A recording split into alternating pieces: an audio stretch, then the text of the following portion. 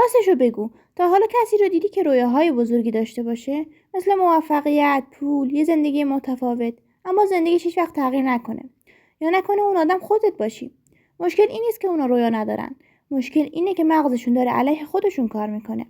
روانشناسی میگه 6 دلیل پنهان وجود داره که 90% مردم هیچ وقت اونها رو درک نمیکنن. دلیل اول، اثر پاداش کاذب. مغز تو رو گول میزنه. روانشناسی میگه حتی فقط تصور کردن موفقیت هم میتونه به مغزت یه پاداش کوچیک بده.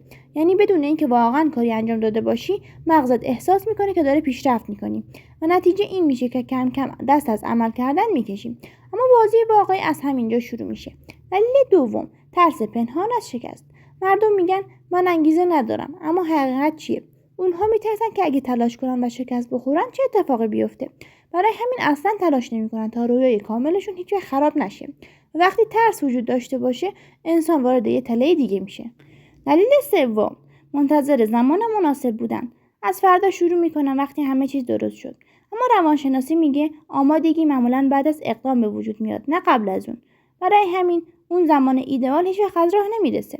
حالا احتمالاً با خودت میگی خب حداقل یه برنامه میریزم و این دقیقاً مشکل بعدیه. دلیل چهارم، بیش از حد فکر کردن مساوی خستگی ذهنی. اونها درباره همه چیز اونقدر فکر میکنن که وقتی زمان اقدام میرسه ذهنشون از قبل خسته شده. نتیجه چی میشه؟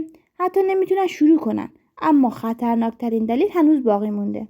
دلیل پنجم، مشکل هویت. خطرناکترین چیز تصویریه که از خودت داری. اگه در درونت باور داشته باشی که من آدم منظمی نیستم و من کارهام رو تمام نمیکنم، مغزت خودش جلوی اقدام کردن تو رو میگیره. و اما آخرین دلیل، چیزی که میتونه مثل یه اعتیاد عمل کنه. دلیل ششم، اعتیاد به پتانسیل. حقیقت رو بشنو. مردم به سخت‌کوشی معتاد نیستن. اونها به احساس این که میتونن آدم بزرگی بشن معتادن. برای اونها لذت بخشه که با خودشون بگن من میتونم یه روز به چیزهای بزرگی برسم. اما وقتی نوبت به سختی واقعی و تلاش واقعی میرسه، عقب میکشن. بزرگ فکر کردن و رویاهای بزرگ داشتن آسونه. خوشحالم که تا اینجای ویدیو همراه من بودید.